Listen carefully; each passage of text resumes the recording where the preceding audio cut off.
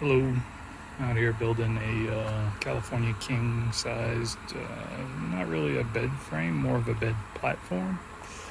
And these are basically all the tools we're using. Sorry for the wind noise. It is hot and humid out here. It is Southern Louisiana. That's my scrap pile right there. We are going to be using pocket holes. It's like a DeWalt commercial out here. And that's our footers, or our posts. So right now I'm in the process of working on the header and footer boards that go across. You can see I've got my marks, and I'm just using regular old joist hangers to line up where I'm going to be putting my support boards, and this will make sense if you've seen the drawing I made for it. Alright, come back with you when I get a little bit more further along.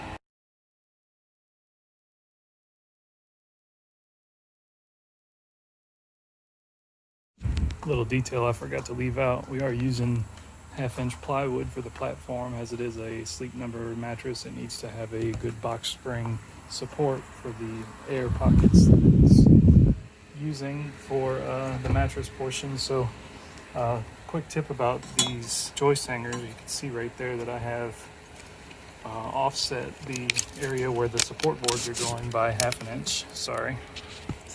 By 1/2 inch. You can see that roughly. So that way the plywood will sit in this little groove on the bed frame and give me a nice flat surface. So little tip, when you're using these joist hangers, they're not always perfect for how deep the board is. Sometimes on a different size they'll be a little deeper, a little taller, and they're already kind of an oblong shape, so they're not easy to line up. So a little tip I've been using is to go ahead and attach the joist hangers with just a couple screws on a scrap 2x4, the same dimensions that I would be using for the runners. And then all I have to do is stand that sucker up, line it up to my 1/2 inch mark there, and make sure it's nice and square, and then tack it down. So you can see now I've got that scrap board tacked down. Now I can just back out my, helps if you go the right direction, I find. Just back out these guys right here, and then my little scrap board comes right out, and I've got a perfectly aligned joist hanger. And yeah, I understand that these are meant for hammering in to hold that joist hanger where it's supposed to be. I just don't have good luck with that. I find it pops out a lot depending on the grain of the wood and how it holds. Really just find it better to screw these guys in.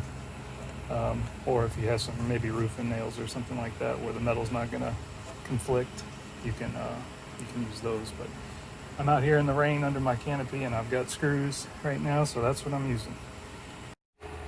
So as you can see, this is the important part, is making sure your hangers line up. We got a nice even edge right there, and it looks like it's going to line up just fine all the way along.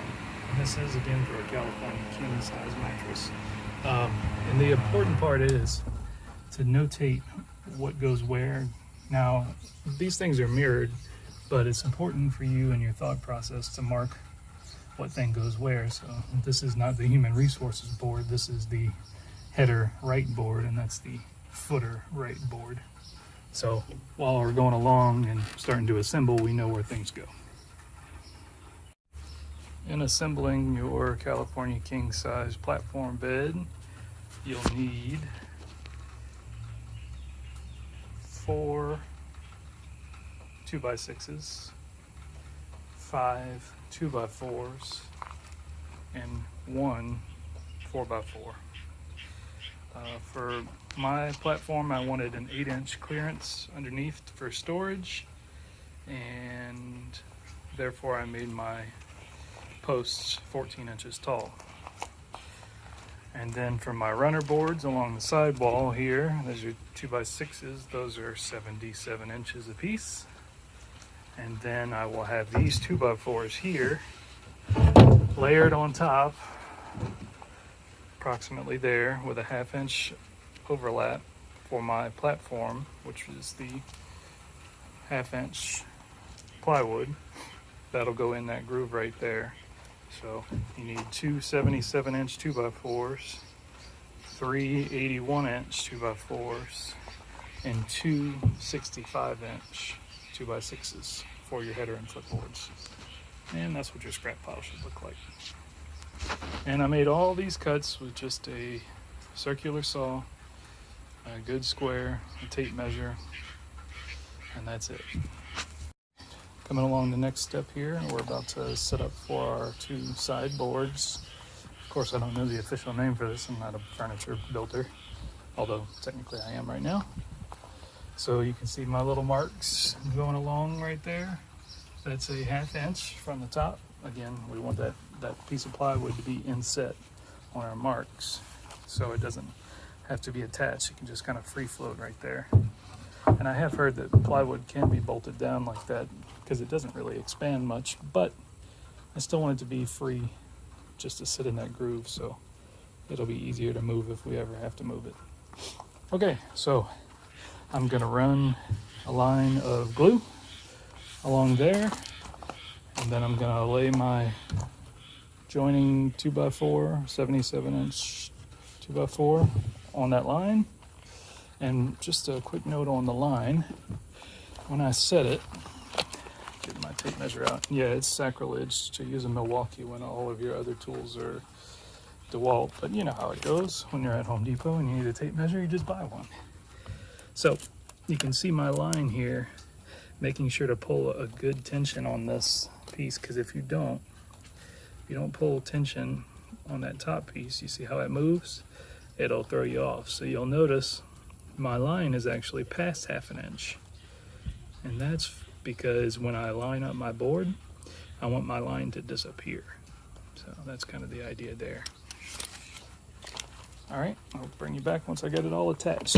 Oh yeah, I did want to mention, I am gonna attach the 2x4s to this 2x6 with 2.5 inch Craig screws, because that's what I have the most of right now. So we almost boo-booed up there. So I just got a scrap 2x4 on there, just kind of looking at things, and just wanted to demonstrate again what I'm talking about by having that line disappear. There's my 1/2 inch line. And then if we get right over top of it, you'll see that line is gone. So that's exactly what we want. That'll be exactly 1/2 inch. Now, we are attaching these rails to our 4x4s with pocket holes. So doing this for a couple of reasons. One, I like pocket holes, and they pull things very strongly together. But if I was going to put pocket holes on just the 2x6, I'd have a little problem with a 2x4 that's attached on top of it. So I'm going to go ahead and put one pocket hole here, and then I'll do two on this 2x4 once I get it attached, and that should hold nicely.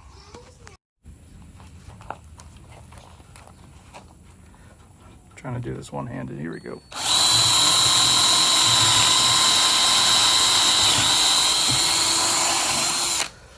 All right, so there's all of my pocket holes. You'll see, let's get this guy off. All right, so I got a pocket hole in the 2x6, and then I have two. You can see some tear outs happening here, and that's not a big deal. My 2x6 and my 2x4 all are pocket holed up and ready to be attached. So that way, because how this attaches is kind of a pain if I had to attach it to something that's double thick. So better to do that now before these two get attached together, and then we'll be all set. So let's see, got a pocket hole on the bottom, and then this goes up here, not covering the line completely, right there. And then, so we'll have three pocket holes holding it to our posts. And I'll just show you what that'll look like. That will be like this. Okay? Makes sense? Good. Glad you think so. All right, so I got it glued. It's on there, no lines. You can see it from this angle, but as long as you can't see it from above, you know you're good. And then we're just double checking before we start zipping some screws in. That looks perfect. Perfect. screws, just 6 of them, because again there's glue holding that on primarily. Those screws are just going to reinforce that glue, and that's what it looks like for one of the rails. I'll just repeat the same thing on the other side, and then we're ready for assembly. Oh yeah, another quick note.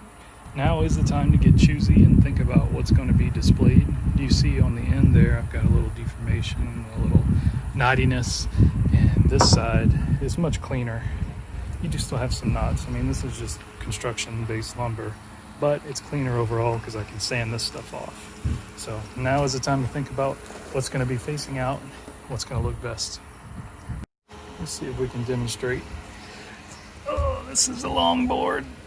Now we're just applying medium pressure and squeezing it out as we go along in a, perfectly symmetrical zigzag pattern any artist would envy. And that's good enough. All right, so here's that header and footer board. I did go ahead and attach, do some pocket holes on each side. You can see them down there and right here. And again, those are going to be attached to my 4x4s right here, just like that. I am going to glue one piece, probably the header and footer board, to the 4x4 to go ahead and give it some good structure. And then when I attach my runner boards to this spot right here, I'm not going to glue that, and it'll just be pocket holes holding it. That way, if I ever want to disassemble this guy, I'm not fighting to break some glue apart, tear apart the frame. It'll just be pocket holes. Okay, cool.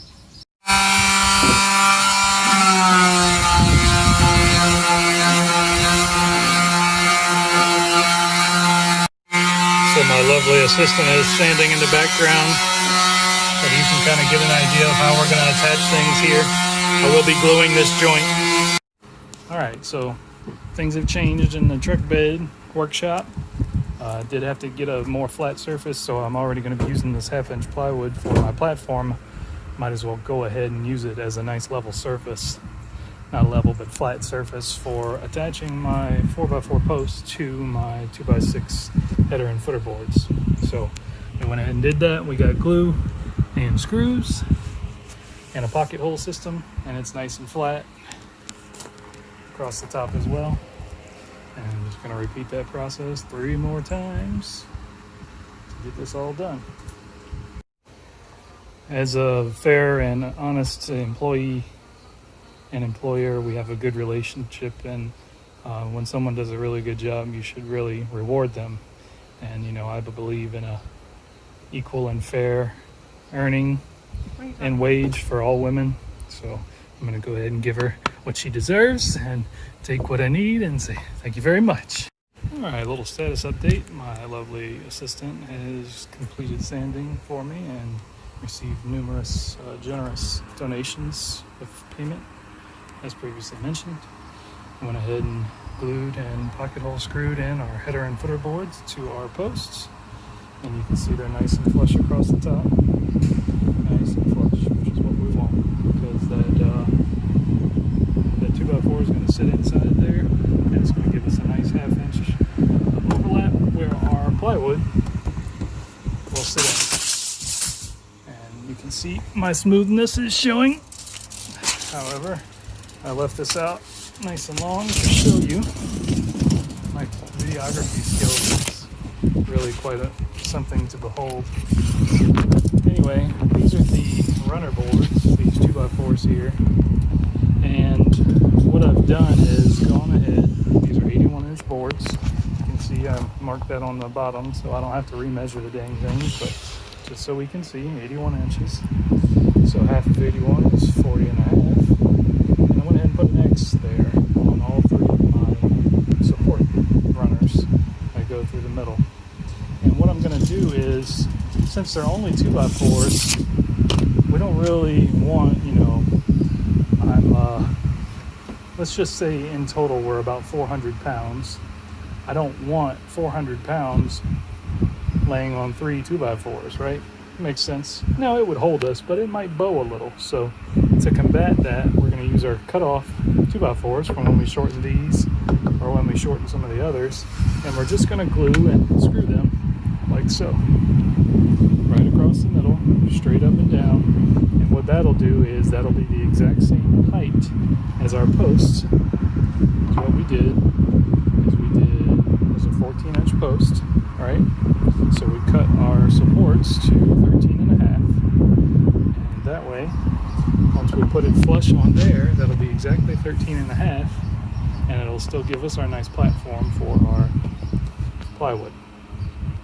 Okay, so you see that in common bed designs from, you know, retail beds. They'll have those supports in the middle, and that'll help support all the weight. All right, so we're nice and square there, and flat across the top, and 2 screws and some glue. That'll hold it just fine.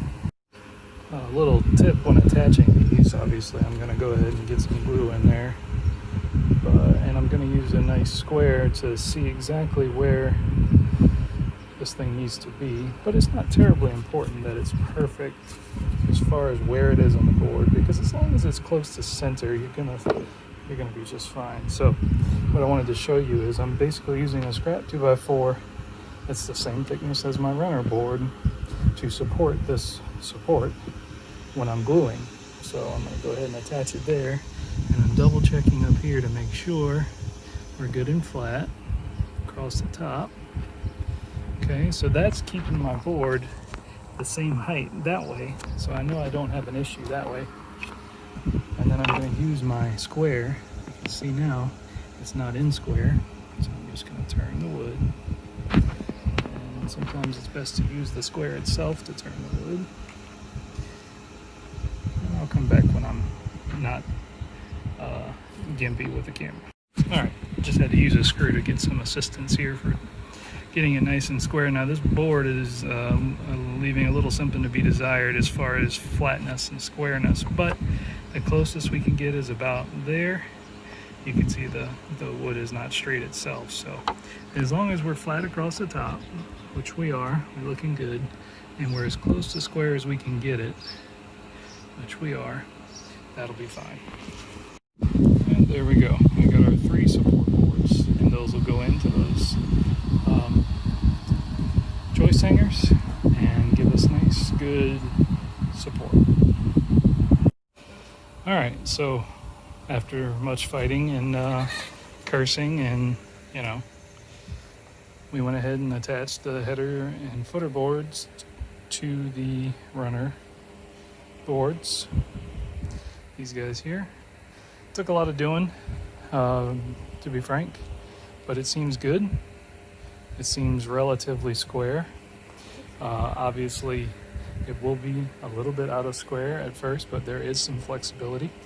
So we just have to make sure that we get that nice and square when we go ahead and cut this plywood. So now we'll put our our support boards in and see how it looks. My lovely assistant will assist. Bam.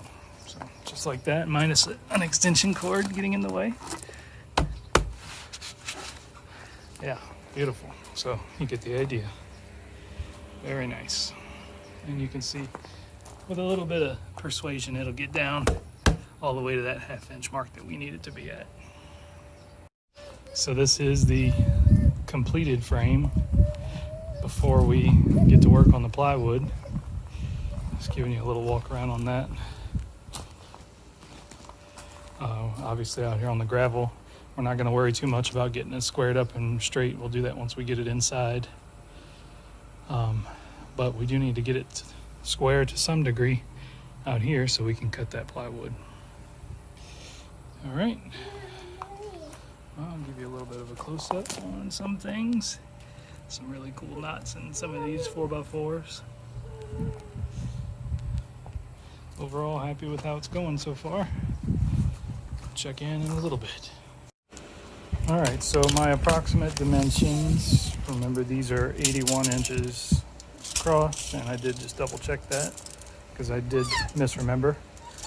We got 81 inches across, long, and wide, being that a standard sheet of plywood is 48 inches across, 48 inches ends up falling right around here. So that won't do because we want it to end up on a 2x4. so both pieces can be supported equally. So in order to do that, we end up needing if we measure exactly from the middle to here, we get about 34 and a half. So what we'll do is 34 and 3/8, which is just a little bit less.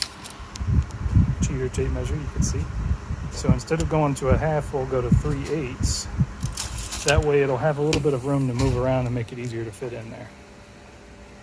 All right, we have our first casualty of the project. I slammed a board down on the edge of the pencil, which was sitting on one of these little divots in the tailgate, and lost my eraser. Rest in peace. Anyway, put that aside along with brethren. So we know we need an 81-inch long piece of plywood to make our total span. Okay, so we've got both boards stacked on top of each other here, and I've made spot dots at 81 inches. So it would be hard to, without snapping a chalk line or something like that, it would be hard to follow that with a pencil line or a square and make the line straight to cut with a circular saw. So Craig, my buddy Craig, has made a nice tool that you can put on your sheets of plywood like this, and it has a little notch on the bottom there to lock on with. And you'll see I'm setting that right there on the edge of my marks, all the way down. Okay, and what that does is you have a little sled that fits on your circular saw, and yeah, it's supposed to look like that. And that will sit on these rails right here. If I can actually get it on the rail, there we go. And you'll see that it'll cut straight through it and keep the line straight the whole way through, because I would definitely have trouble doing it by hand.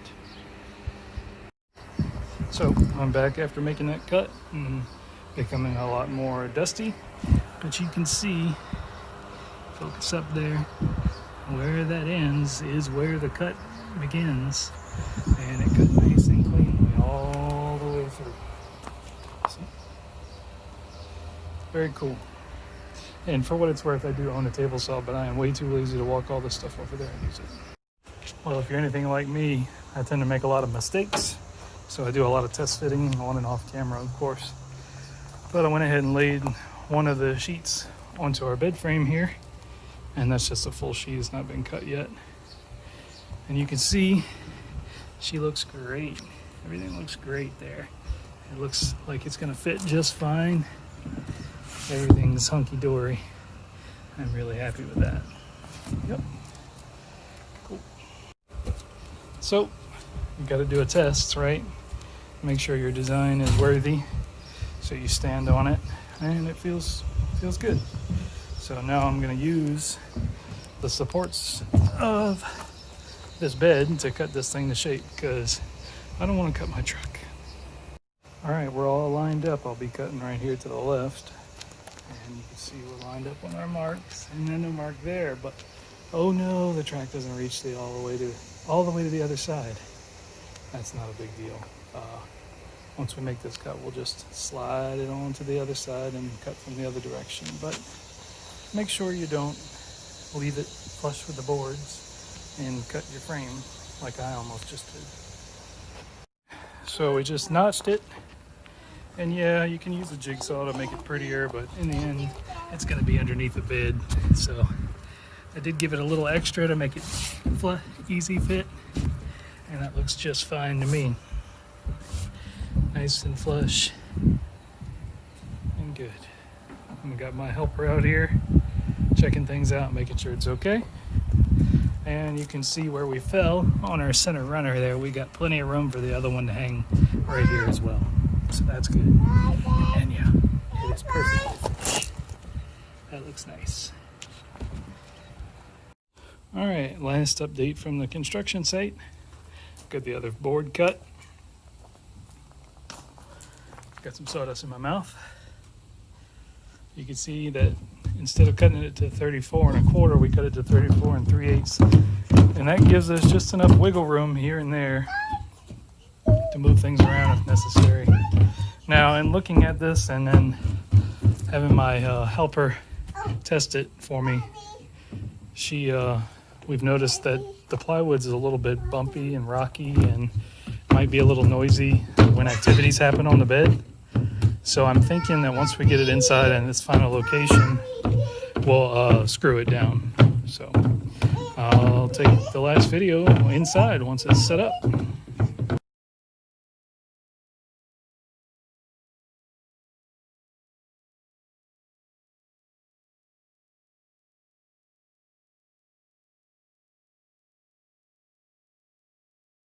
All right, here we are, stained a few weeks later. Still waiting on the delivery of our mattress, Sleep Number Fail. But it is together, stained, and pretty closely matches our furniture. Okay, today's the day. Sleep Number's on their way with our California king-size mattress. My lovely assistant has gone ahead and sewed up our old queen bed skirt with some Velcro and hung it behind the frame of the new bed to kind of hide all of our misgivings and hoarding underneath the bed. We just have some rolling bins and stuff for winter clothes and whatnot in there. But I'll come back with you guys whenever I have a mattress. I might even do a time lapse when they get here.